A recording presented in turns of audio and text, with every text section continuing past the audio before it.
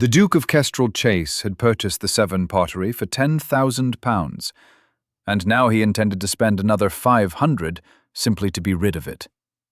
It was a footnote in his vast accounts, a bothersome inheritance of another man's failed speculation, and he wanted it gone. The name, Severn, tasted of dust and debt. He had mentioned this, quite plainly, at a dinner party hosted by Mrs. Arabella Devereux, a woman whose primary talent was spending other people's money with an air of unimpeachable taste. And it was at that dinner that he first truly saw Miss Constance Ellery. She was not meant to be seen. Constance was a fixture in her aunt's household, as silent and as functional as the grandfather clock in the hall. At 26, she possessed a quietness that was often mistaken for simplicity. Her hair was brown, coiled neatly at the nape of her neck. Her dress was brown, too, a serviceable wool that had been turned twice.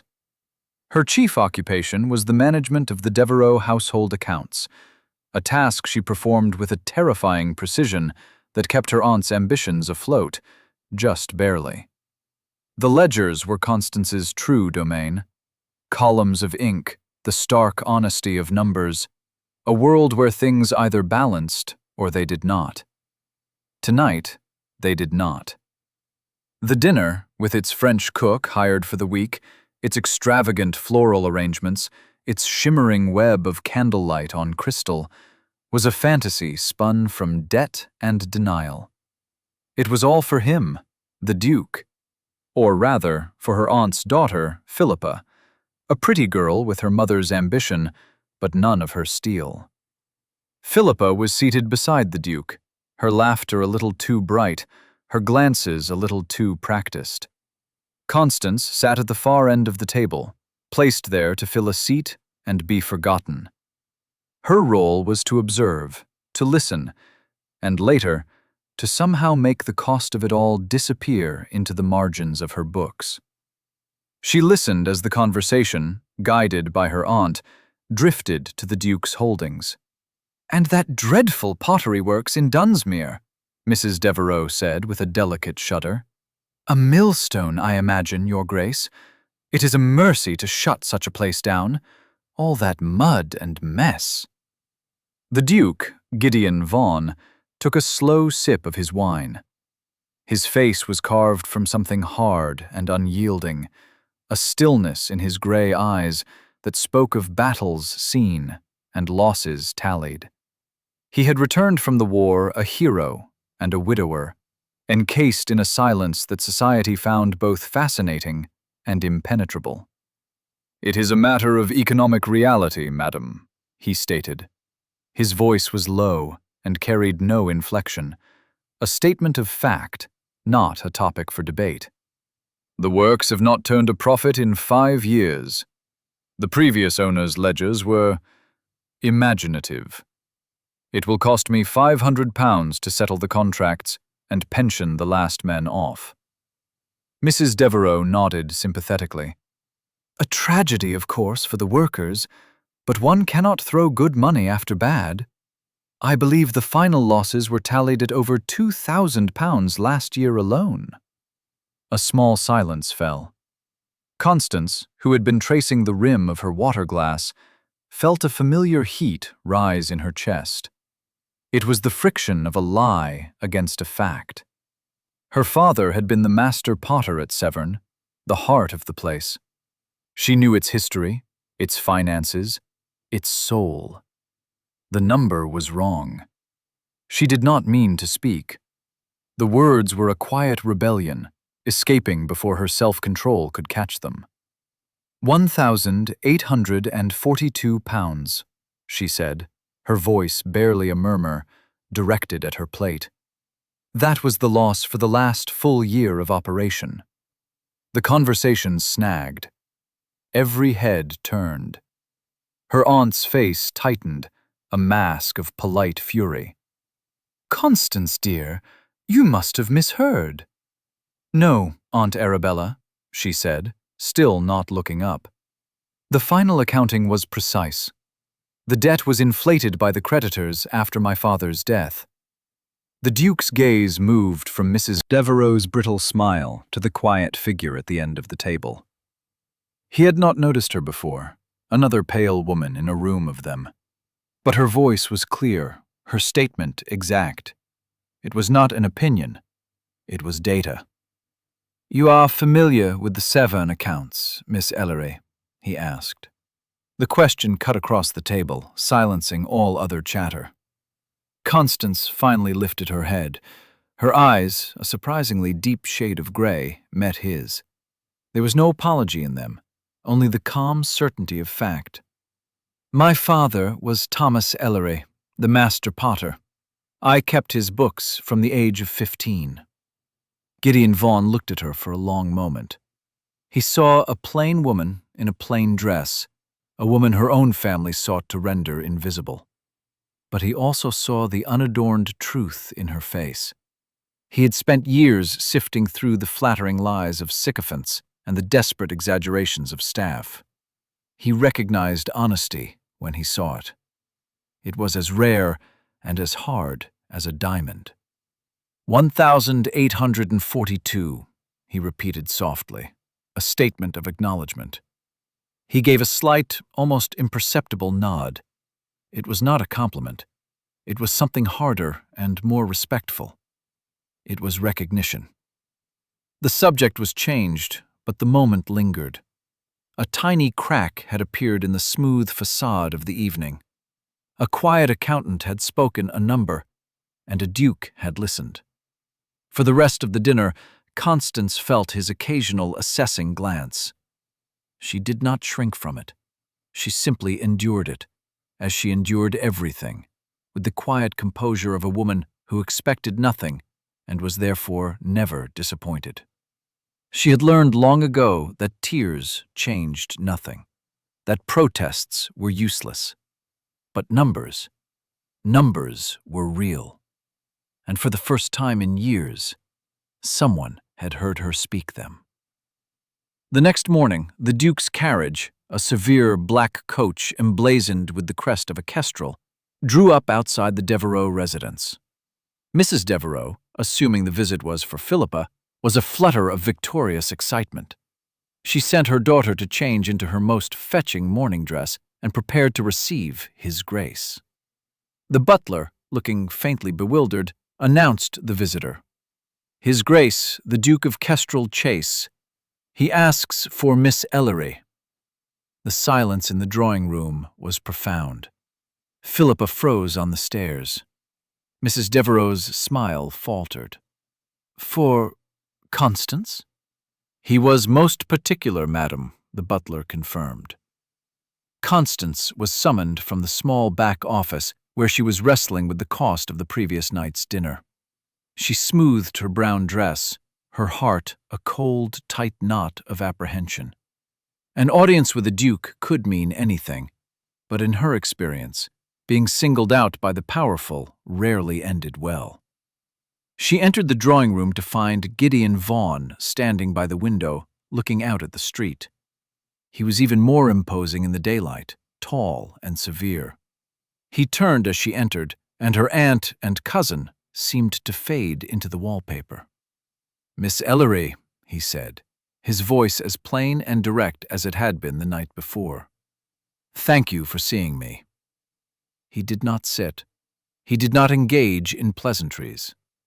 "I have a proposition for you." Mrs. Devereux stepped forward. "Your Grace, whatever this is concerning, I'm sure I, as Constance's guardian—" The Duke's gaze flickered to her for a bare second, and she fell silent. "My business is with Miss Ellery," he stated, his tone leaving no room for argument. He turned back to Constance. "You know the Severn Pottery. You know its books. I had intended to close it. I am now considering a different course of action." Constance waited, her hands clasped loosely in front of her. "I require a full and accurate inventory of all assets at the site in Dunsmuir," he went on. "Clay stores, tools, kilns, molds, finished and unfinished stock. I need a precise accounting of all outstanding debts and local contracts. I need someone on site to oversee this, someone whose numbers I can trust. I want you to go to Dunsmuir, perform this assessment, and prepare the works for an orderly liquidation. You will have full authority, delegated from me, to manage the process. It was an order, phrased as an offer. He was sending her to be the undertaker for her own father's legacy. A bitter irony, sharp as acid. "And in return, Your Grace?" she asked, her voice steady. "I will pay you a fee of £500 upon completion of the task," he said. "A contract will be drawn up to that effect. It should be enough," he added, with a cool glance around the expensively appointed room, "to secure your independence." The air crackled. £500. It was a fortune. It was freedom. Freedom from her aunt's casual tyranny, from the ledgers filled with lies, from the life of being an unpaid, unthanked servant. He was offering her a cage of her own, but one she could furnish herself. The price was to dismantle the last piece of her father's life. Her aunt gasped. £500? Your Grace, that is an extraordinary sum for a simple accounting task. Constance has no experience in such matters." "She has the only experience I require," the Duke cut in. "She is precise, and she is honest." He looked at Constance, waiting for her answer. "I am asking. Answer plainly." Constance thought of the pottery as it once was, the warmth of the kilns, the scent of wet clay, the sight of her father's strong hands shaping something beautiful from a lump of earth. And she thought of the cold, silent ruin it had become. Perhaps a clean end, administered by someone who had loved it, was better than a slow, undignified rot. And £500 was a key to a door she had never believed would open. "Yes," she said, her voice clear and firm. "Yes, Your Grace. I accept." He gave another of his small, decisive nods. "My solicitor will call this afternoon with the papers. You will have a travel stipend and full authority. I expect your first report within a fortnight." He turned to leave, pausing at the door. "Do not fail me, Miss Ellery." He was gone. Mrs. Devereux rounded on Constance, her face a mask of disbelief and fury. "How dare you? You go behind my back. You insinuate yourself.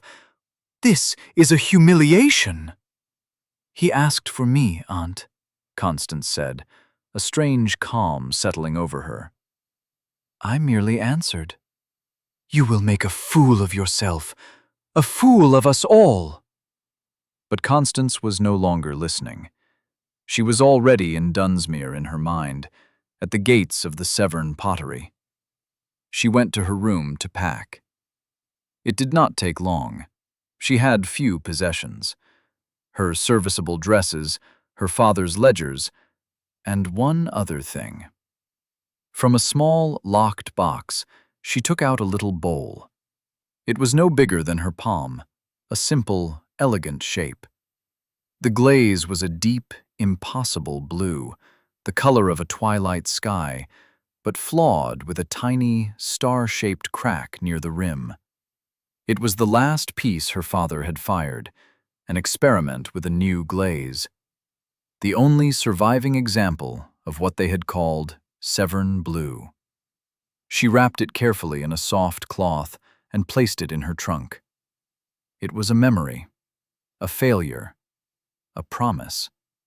She did not know which, but it was hers, and she was taking it home. The journey to Dunsmuir was a blur of gray skies and rattling carriage wheels. Constance felt a strange sense of dislocation, as if she had been unmoored from the only life she knew. The fear was a cold stone in her stomach, but beneath it was a fragile, unfamiliar flicker of anticipation. For the first time, she was not moving at another's behest towards a future dictated by them.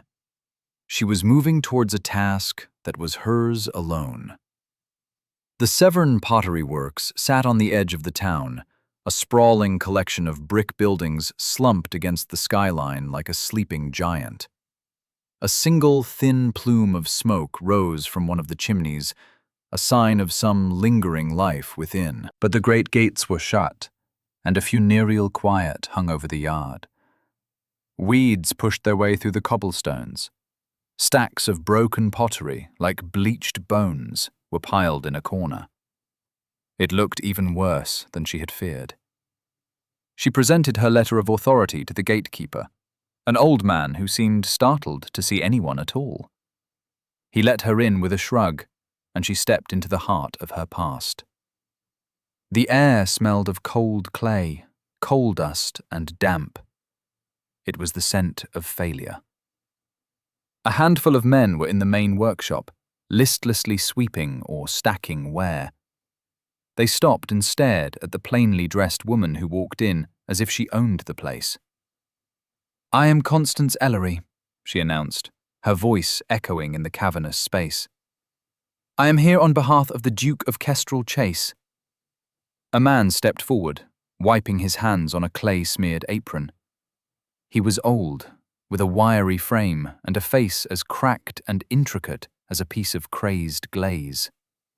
His eyes were a sharp, suspicious blue. It was Jem, her father's oldest friend, the master thrower. "Thomas Ellery's girl," he said. It wasn't a question. "Heard you were coming. Heard you're here to shut us down for good." His tone was accusatory, layered with years of disappointment. "I am here to conduct an assessment, Jem," she said, meeting his gaze without flinching. "Assessment," he scoffed. "A fancy word for counting the nails before you board the windows." He gestured around the workshop. "There it is. 4 men left who remember how to do the work. A kiln that eats coal and gives naught but heartache. And a mountain of debt. Your assessment is done." Constance did not argue. Instead, she walked over to a stack of unfired plates. She picked one up, her fingers instinctively testing its weight, its balance. "The clay is wrong," she said softly. "Too much grog. It will fire heavy." Jem's hostile expression flickered. He came closer, looking at the plate in her hand. "The good seam ran out. We're using the cheap stuff from the lower pit." "My father had found a new seam, further west near the old quarry," she said, her mind accessing a memory from a decade ago. "He said it was purer." The old potter stared at her. "Aye," he said slowly. "He did. No one remembered where." Constance set the plate down. "I do." She turned and looked around the dusty, dispirited workshop. This was not just a collection of assets to be liquidated. This was a living thing that had fallen ill. The Duke's instructions were clear: close it down. But her father's voice was a whisper in her ear, talking of clay and fire and the perfect chemistry of a glaze. She did not start with the ledgers. She started with a broom. For 3 days she swept. She cleared the dust from the shelves, washed the grime from the windows, and organized the jumble of molds and tools. The men watched her, first with suspicion, then with a grudging curiosity. She did not act like a lady from London. She worked, her hands getting as dirty as theirs. On the 4th day, she unrolled her father's old notebooks on a cleared workbench. The pages were filled with his elegant script, detailing experiments, firing temperatures, and chemical compositions. And there, on a page yellowed with age, was the formula. 7 blue, based on cobalt silicate, but with the addition of a trace of copper carbonate, fired at a lower heat. The trick is in the cooling. She looked over at the small, flawed bowl she had placed on the corner of the bench, her personal lodestar.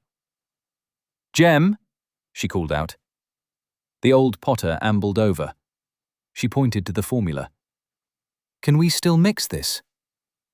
He peered at the page, his expression unreadable. "The copper carbonate. We have some. The rest, aye. But that blue, your father never perfected it. It always cracked. Too unstable." He nodded towards her little bowl. "Like that one." "He was cooling it too fast," Constance said, a sudden intuitive certainty striking her. He was always impatient for the reveal. The notes say he opened the kiln after 12 hours. It needs a full day, maybe more. Jem looked from the notebook to her, and for the first time a flicker of something other than despair entered his eyes. It was the cautious interest of a master craftsman presented with a worthy problem. A longer cooling. It'd use more fuel. "I'll cover the cost," she said, thinking of the travel stipend from the Duke. It was meant for her room and board, not for firing experimental pottery. But the thought of simply writing reports and presiding over the end, it was impossible. "We'll need the good clay," Jem said, a challenge in his voice. "Then we will go and find it," Constance replied. The next morning, she and Jem walked the 2 miles to the old quarry. Following a map she had drawn from memory, a sketch her father had made on the back of a bill of lading, she led him to a small, overgrown hollow. She dug her hands into the damp earth and pulled up a fistful of clay.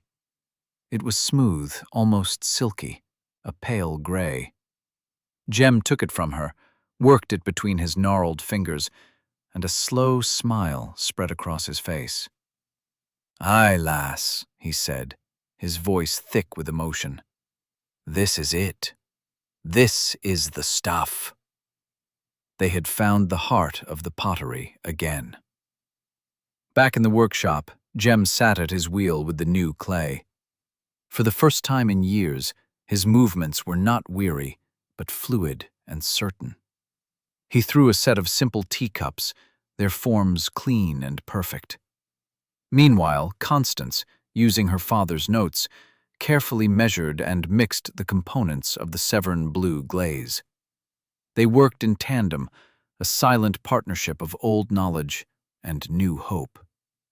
The cups were glazed and carefully placed in the smaller experimental kiln. Jem supervised the firing, his eyes intent on the color of the flames.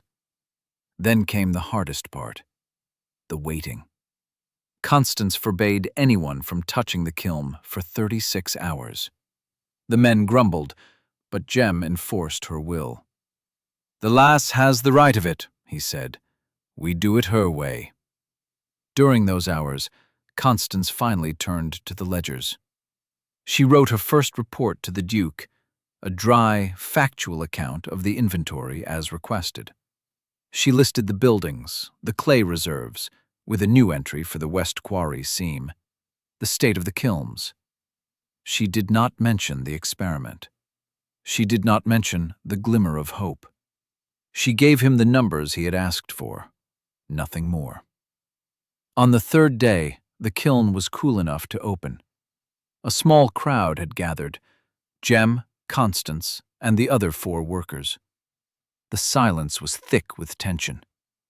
Jem took a deep breath and pulled open the heavy iron door. A collective gasp went through the room. Inside, nestled on the kiln shelf, were 6 teacups. They were not cracked. They were not flawed. They were a perfect, luminous blue, a color that seemed to hold the depth of the sky and the sea. The Severn blue was not a failure. It was a miracle. Constance reached in and picked one up. It was light, yet strong. The glaze was flawless, smooth as silk. She held in her hand not just a teacup, but a resurrection. Jem just stared, his eyes shining. "He did it," he whispered. "Your father. You did it, lass." She looked at the beautiful object, then around the dusty workshop, at the hopeful faces of the men. The Duke had sent her to preside over a burial, but she had, it seemed, accidentally started a renaissance instead. Weeks turned into a month, then 2. The small experimental kiln gave way to the larger one as Constance and Jem refined their process. The Severn pottery, once silent, was now filled with the rhythmic sounds of work. The whir of the potter's wheel, the murmur of men's voices, the roar of the kiln. They produced a small, perfect batch of the blue china, teacups, saucers, plates, and bowls, all based on her father's elegant, simple designs. The pieces had a quiet, understated beauty that felt both classic and new. Constance's reports to the Duke remained meticulously factual. She detailed expenses for coal and supplies, hours worked, and inventory produced. She framed it all under the guise of preparing assets for valuation. She was bending the truth, but not breaking it. The £500 he promised her was a distant thought now, a paltry sum compared to the value of what she was creating. Her independence, she was beginning to realize, might not come from his money, but from her own work. One afternoon, a severe black carriage rolled unannounced into the yard. Gideon Vaughan stepped out, his tall frame casting a long shadow. He had received her reports, noted the rising expenses for coal, and decided to see for himself what sort of liquidation required firing a kiln around the clock. He found the works transformed. The yard was swept clean. The windows glinted in the afternoon sun. The air was warm and smelled of fire and industry. He walked into the main workshop and stopped. Jem was at his wheel, a vase growing under his skilled hands. 2 other men were carefully loading a kiln, and in the center of it all was Constance. She was not the pale, contained woman from the London drawing room. Her sleeves were rolled up, revealing forearms smudged with clay. A stray lock of hair had escaped its neat coil and fell across her cheek. She was leaning over a table, examining a newly fired plate with an expression of intense, focused concentration. She looked up and saw him, and for a moment, a flicker of panic crossed her face, quickly suppressed. "Your Grace," she said, wiping her hands on her apron. "I was not expecting you." He did not reply immediately. His gaze swept the room, taking in the shelves of finished blue china, the hum of activity, the undeniable sense of purpose. This was not a closure. This was a rebirth. "My instructions were to prepare the works for sale," he said, his voice flat. "I am valuing the primary asset, Your Grace," Constance replied, her own voice regaining its steady composure. "The Severn blue. It is worthless as a formula in a book. Its value can only be demonstrated." She gestured to the shelves. His eyes followed her gesture, landing on the rows of luminous blue pottery. The color was extraordinary. He was a man who appreciated quality, whether in a horse, a rifle, or a financial report. This was quality. His gaze then fell on her workbench, where her small, cracked bowl sat next to a new, perfect one. The flawed original and the flawless progeny. He looked from the bowls to her face, noting the faint dusting of blue pigment on her cheek. A short, sharp scene from the Duke's perspective is warranted. Gideon Vaughan stood in the middle of the workshop, a place he had written off as dead, and felt a sensation so unfamiliar He could not immediately name it. It was a quiet stirring in the frozen landscape of his soul. After the war, after the loss of his wife to a fever that had burned through their lives with indifferent speed, he had walled himself up in duty and logic. Emotions were messy, unreliable things. Profit and loss, assets and liabilities, those were real. He had sent Miss Ellery here as one might send a clerk to settle a bankrupt estate. He had been impressed by her mind, by the clean, cold clarity of her numbers. He expected her to be an efficient administrator of failure. He had paid her to be an undertaker. Instead, he found a creator. He looked at the woman before him. She was not beautiful in the way of the London belles who paraded before him. Her hands were not soft. Her dress was practical. But there was a light in her eyes as she looked at her work, a fierce, protective intelligence that he found compelling. He had spent years in a world of gray numbness, and she was standing in a pool of impossible blue. He had come here to demand an explanation, to enforce his command. He had come to shut her down. But the words died in his throat. To extinguish this spark of life, to command this vibrant workshop back into silence and dust. It felt like an act of vandalism. It felt wrong. He thought of his own home, Kestrel Chase, a magnificent, sprawling estate, perfectly managed, utterly silent. A beautiful, cold tomb. He had made it that way, a reflection of his own inner world. What Constance had done here, it was the opposite of everything he had built. She had taken a ruin and breathed life into it. "You have exceeded your authority, Miss Ellery," he said, but the words lacked their intended force. "I have increased the value of your asset, Your Grace," she countered, her chin lifting slightly. He saw it then. It was not pity he felt for her, or admiration for the pottery. It was recognition of a spirit as resolute as his own, but one that built things rather than merely managed them. He made a decision, a deviation from the logical path he always followed.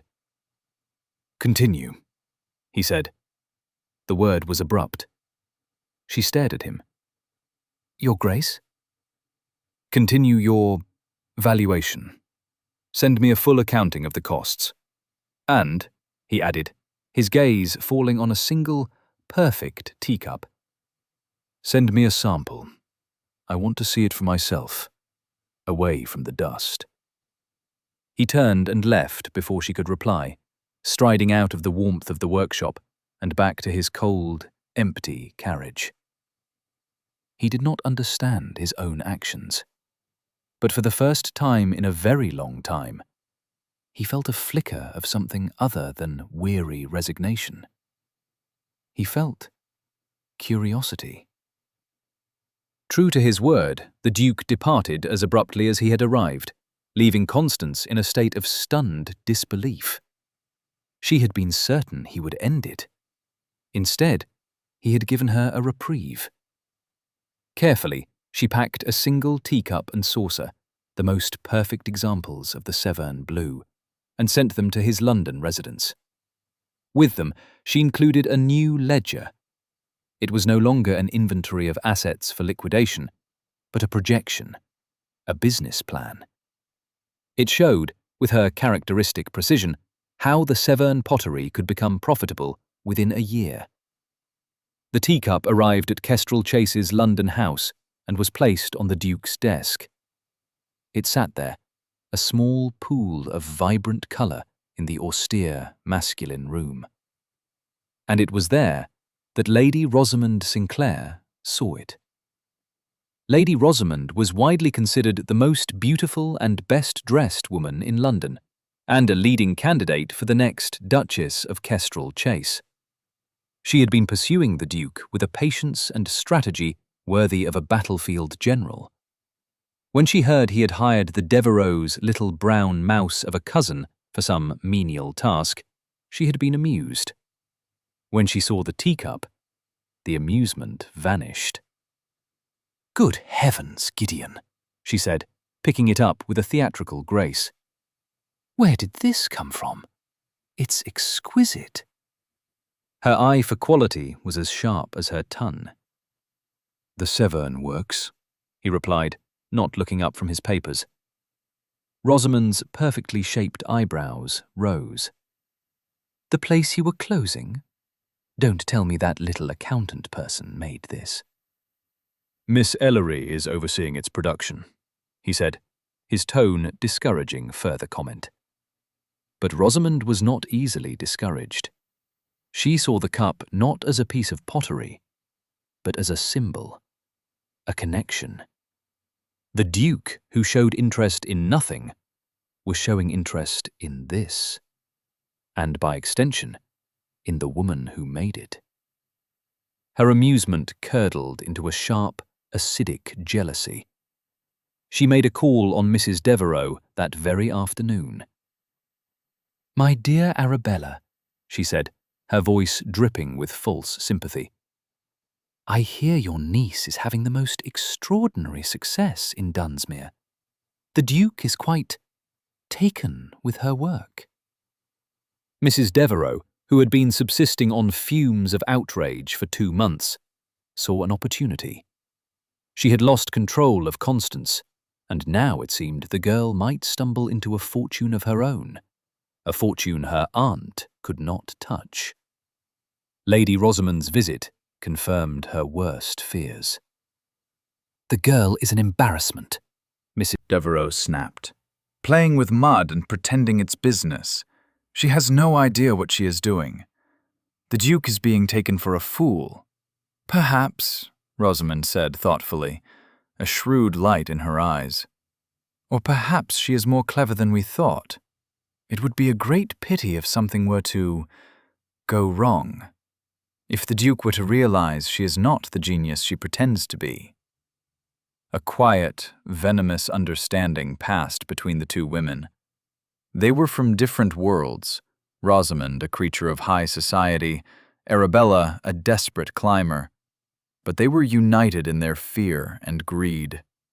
They saw Constance not as a person, but as an obstacle to their ambitions, an obstacle that needed to be removed. Back in Dunsmuir, Constance was blissfully unaware. She had just secured her first significant commission. The Dowager Countess of Marley, a formidable old woman with a legendary collection of china and a reputation for being impossible to please, had seen a Severn blue saucer in a local shop and had, through her secretary, requested a full dinner service for 12. It was the validation they needed. The order was worth more than £100. It would pay the workers' wages for half a year and prove to the Duke that her business plan was not a fantasy. The work began with a jubilant sense of purpose. The finest clay was used. Jem and the other potters threw the forms with painstaking care. Constance herself supervised the glazing, ensuring the color was perfect. The pieces were loaded into the large kiln for the final, crucial firing. The future of the Severn pottery was in that kiln. 2 days later, they opened it. The wave of heat that emerged carried a sickening smell, sharp and chemical. Constance's heart froze. The pieces were not blue. They were a mottled, leprous gray, covered in a network of fine cracks. The glaze had failed, utterly and catastrophically. The entire service, weeks of work, was ruined. A devastated silence fell over the workshop. Jem picked up a plate. It crumbled in his hands. "Sabotage," he rasped, his face pale with fury. "Someone poisoned the glaze." Constance felt the floor tilt beneath her. It was not just the financial loss, which was crippling. It was the malice of it, the sheer, calculated cruelty. Who would do this? Why? The answer arrived the next day, in the form of the Duke of Kestrel Chase. He strode into the workshop, his face a thundercloud. He did not greet her. He did not look at the piles of ruined china. He held up a single sheet of paper. "Explain this," he commanded, his voice cold as ice. Constance took the letter. It was written in a passable imitation of her own neat hand. It was addressed to the director of a rival pottery, offering to sell the formula for Severn Blue for the sum of £2,000. It was a confession of industrial espionage, of theft, of a betrayal so profound it took her breath away. The Duke was watching her, his gray eyes hard and unforgiving. The evidence was damning. The ruined china, the forged letter. It painted a picture of a desperate woman whose luck had run out, now trying to profit from her fraud before fleeing. He had trusted her. He had broken his own rules for her. And it seemed she had made a fool of him. "Well, Miss Ellery?" he demanded, the silence stretching between them. "Have you nothing to say?" Constance looked from the vile forgery in her hand to the mountain of shattered blue dreams on the floor. She thought of the long hours, the hope, the shared purpose. She felt a surge of cold, clarifying anger. All her life she had endured. She had been silent. She had swallowed injustice because she had no power to fight it. But this was different. This was not just an attack on her, but on her father's legacy, on Jem, on all of them. She did not cry. She had learned long ago that tears changed nothing. She did not plead or make excuses. She lifted her chin and met his furious gaze with a stillness that was absolute. "That is not my handwriting," she said, her voice quiet, but ringing with unshakable conviction. "And I would never sell my father's legacy." She gestured to the ruined china. "Look at the glaze. It was poisoned. Someone did this. I do not know who or why, but I did not write this letter, and I did not ruin that service. That is the plain truth." Her quiet dignity was her only shield. She offered no proof, only her word. For a long, terrible moment, Gideon Vaughn stood torn between the cold, hard evidence in his hand and the unwavering sincerity in her eyes. Everything in his experience, in his cynical, ordered world, told him to believe the letter. The woman was a fraud. He had been a fool. But then he remembered the light in her face when she'd looked at her work. He remembered her hands, covered in clay. He remembered her choosing to show him the flawed bowl alongside the perfect one, an act of pure honesty. He looked from the elegant, forged script of the letter to her steady gaze, and in that moment, he made a choice. He chose to trust the woman over the evidence. "Show me," he said, his voice rough. He crumpled the letter in his fist. "Show me the proof of sabotage." Relief washed over Constance, so potent it almost buckled her knees, but she held herself steady. He believed her. That was all that mattered. Together they began to sift through the wreckage. We'll take a very short break. If you don't want to miss new stories, please subscribe to the channel. The investigation began in the quiet of the ruined workshop. Gideon, his ducal authority temporarily set aside, became an interrogator, his questions sharp and precise. Constance, her mind a fine instrument of memory and detail, became his analyst. They made an unexpectedly formidable team. Jem was the first to provide a crucial clue. He crumbled a piece of the flawed glaze in his fingers, sniffed it, and even touched a speck to his tongue. "It's a salt," he declared, spitting. "Magnesium sulfate. We don't use it, not for this. It draws the water from the biscuit before the glaze can fuse. Only an expert would know to use it, to make it look like a firing error and not poison. Where would one get it? Gideon asked. The apothecary in Dunsmuir sells it for medicinal purposes, but not in the quantity needed for this, Jem said. Someone would have had to bring it in. While Gideon dispatched a rider to make discreet inquiries in the town and at the coaching inn, Constance went back to her own records. The kiln was loaded on Tuesday, she murmured, scanning her workbook. Jem and I supervised it ourselves. It was sealed by 4 o'clock. The firing began at 5. No one entered the works after that. The gate was locked. Then it was done before 4 o'clock, Gideon stated. Who had access to the glaze mixing room that day? Myself, Jem. The other men were all in the throwing room, Constance recounted. But the glaze was already mixed. I did it myself the day before. It was in the large vats, covered. She paused, her brow furrowing. There was one other person. A man delivered a package, a new set of fine brushes from London. He was insistent on delivering it personally to the workshop. Describe him, Gideon commanded. Nondescript, but his boots were polished, and he seemed out of place, nervous. Just then, a commotion at the gate heralded a new arrival. A grand carriage, even more imposing than the Duke's, clattered into the yard.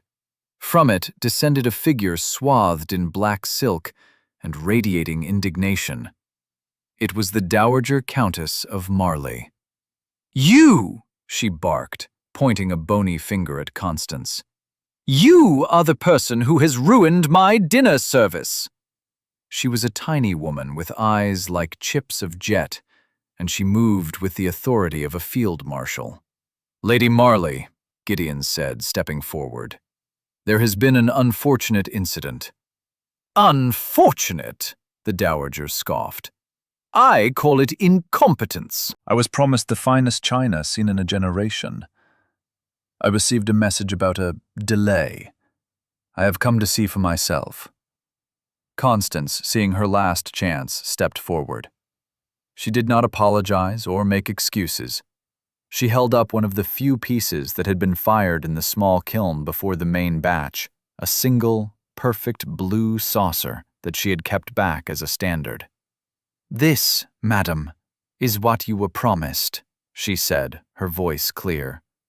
Then she gestured to the piles of cracked gray waste. And this is what was done to your order. It was not an accident. It was sabotage. The Dowager Countess took the saucer.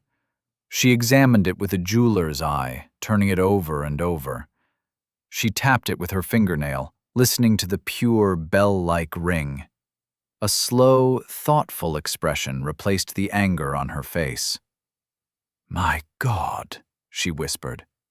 It's even better than I imagined. The color. It's alive. She then stalked over to the ruined pile and picked up a cracked plate, examining the spoiled glaze. Her sharp eyes missed nothing. Jem was right, she declared, looking from the plate to Constance. This is deliberate. This is a crime. She turned to Gideon. Well, Your Grace, you own this place. What do you intend to do about it? An attack on my dinner service is an attack on me, and I do not take such things lying down. In that moment, the formidable dowager converted from a furious client to a powerful, implacable ally. Find the villain, she commanded. I will await a perfect service, and I will pay double for the inconvenience. Gideon's rider returned late that evening. The apothecary had sold a large quantity of magnesium sulfate a week prior to a man who matched the description of the nervous delivery man. And the ostler at the coaching inn remembered the man well. He had arrived on the London coach, wearing the livery of a servant, and had tipped lavishly. He could not recall the crest on the livery, but he remembered the color. A deep, distinctive crimson.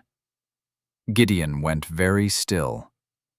"The Sinclair livery is crimson," he said, his voice dangerously quiet. The pieces clicked into place. Lady Rosamond, her jealousy piqued. Her visit to the desperate Mrs. Devereux, the forged letter, an elegant piece of villainy that bore the hallmarks of a society plot. It was a two-pronged attack. Ruin the Pottery's reputation with a failed commission, and ruin Constance's reputation with a charge of fraud. "They will not succeed," Gideon stated. It was not a boast. It was a promise. There will be a reckoning. His plan was audacious and theatrical. He would not confront them privately. He would expose them in the one arena they truly cared about: society. He sent out invitations for a grand ball at Kestrel Chase in 2 weeks' time. The occasion, the cards read, was to celebrate a remarkable new English artistic enterprise. Everyone was invited: Lady Rosamond Sinclair, Mrs. Devereux and her daughter Philippa, the Dowager Countess of Marley, and, at the Duke's insistence, he also invited a dry, severe-looking magistrate and a renowned expert on ceramics from the Royal Society of Arts. In the intervening 2 weeks, the Severn Pottery worked with a feverish intensity. A new, perfect dinner service for the Dowager was created under lock and key. Constance and Jem supervised every step, sleeping in shifts at the works. On the day of the ball, the finished service, gleaming in its impossible blue, was carefully packed and transported to Kestrel Chase. Constance traveled with it, her simple brown dress packed alongside a new one of dark blue silk, a gift from the Dowager. "You cannot face down dragons in a house dress, child," she had said. "You must look like the treasure they tried to steal." The ballroom at Kestrel Chase was a galaxy of diamonds and silk. Constance stood in a quiet alcove with the Dowager, feeling utterly out of place. The Duke moved through the crowd, a polite, remote host. He greeted Lady Rosamond, who was radiant in crimson silk, and Mrs. Devereux, who was preening with self-importance. They believed they had won. They thought this ball was the Duke's return to society, and to them. At the height of the evening, when the orchestra was playing and the champagne was flowing, Gideon Vaughan stepped onto a small dais and raised a hand for silence. "My lords, ladies, and gentlemen," he began, his voice carrying easily through the vast room, "I thank you for joining me. I invited you here tonight to celebrate a triumph of English artistry and to witness an act of justice." A curious hush fell. On a table beside him, covered by a velvet cloth, were 2 objects. He swept the cloth away. On one side sat a single, perfect Severn blue teacup. On the other, one of the ruined, cracked plates from the sabotaged kiln. "Many of you have heard of the old Severn Pottery, an estate of mine I had planned to close," he continued. "But a woman of remarkable talent and integrity, Miss Constance Ellery, has brought it back from the brink." He gestured to Constance, who stood frozen in the alcove. All eyes turned to her. She felt a blush of heat rise to her cheeks, but held her head high. "She has rediscovered the formula for the legendary Severn blue," the Duke said, holding up the perfect cup. "A color not seen in a generation. However, as she prepared her first major commission, for the Countess of Marley, no less, a catastrophe occurred." He picked up the ruined plate. The entire kiln was destroyed by an act of industrial sabotage. A wave of murmurs went through the crowd. Lady Rosamond's smile became fixed. Mrs. Devereux looked confused. "At the same time," Gideon went on, his voice like chips of ice. A letter, supposedly from Miss Ellery, was sent to me, offering to sell the secret of the blue. It was a clever forgery, designed to frame a brilliant artist as a common thief. He paused, letting the drama build. But the saboteur and the forger made mistakes. They left a trail. He nodded to the magistrate, who stepped forward. The Duke then called out a name. "Perkin, step forward." A nervous man in servant's livery was escorted to the dais. It was the man from the coaching inn, the one who had bought the salt. He was terrified. "Perkin," the Duke said calmly, "tell this assembly who paid you to purchase a quantity of magnesium sulfate and to add it to a vat of glaze at the Severn Pottery." The man swallowed hard, his eyes darting towards Lady Rosamond. He licked his lips. It was a lady's footman, Your Grace. He gave me £20, said it was a prank." "And this footman," the Duke pressed, "whose livery did he wear?" The man's gaze locked on Rosamond. "He wore the Sinclair crimson, Your Grace." A collective gasp. Lady Rosamond went white as marble. "This is absurd! A lie! I know nothing of this." "Indeed," the Duke said smoothly. He then produced the forged letter and, beside it, one of Constance's ledgers. He turned to the expert from the Royal Society. "Sir, you are an expert in inks and papers. You have examined both. Is the handwriting the same?" The expert adjusted his spectacles. "Absolutely not," he declared. "The ledger is written with a firm, consistent hand. The forgery, while a passable imitation, betrays signs of hesitation and tracing. They are not by the same person." Mrs. Devereux, seeing her ally sinking, made a fatal error. She pushed forward. "This is a conspiracy! My niece is a devious, ambitious girl. She probably staged the whole thing to gain your sympathy, Your Grace. She has been a trial to me for years, mismanaging my funds." "Your funds, Mrs. Devereux?" the Duke interjected, his voice dangerously soft. He held up another document. "My solicitor has also been busy. This is a copy of the late Mr. Ellery's will. It seems the funds you have been living on, and which Miss Ellery has been mismanaging, were in fact part of an inheritance left solely to her, an inheritance from which you have drawn an income of over £300 a year, while she has lived as your unpaid servant." The final blow landed. The twin exposures, Rosamond's vicious sabotage and Arabella's long, cruel exploitation, were complete and utterly public. The two women stood isolated in a sea of silent, staring faces. Their social ruin was absolute. In the stunned silence, the Dowager Countess of Marley's voice boomed out. "Well, now that the rubbish has been cleared away, I would like to announce that I am commissioning a second dinner service in Ellery Blue, and I am paying double." Her pronouncement was a seal of approval, a signal to all of society that Constance Ellery was not a victim, but a victor. Gideon Vaughan's gaze found Constance across the room. She had watched the entire proceeding with a calm, steady composure, her face pale, but her back straight. He walked through the parting crowd until he stood before her. The entire ballroom held its breath. He did not need to raise his voice. In the profound silence, his words were for her, yet witnessed by all.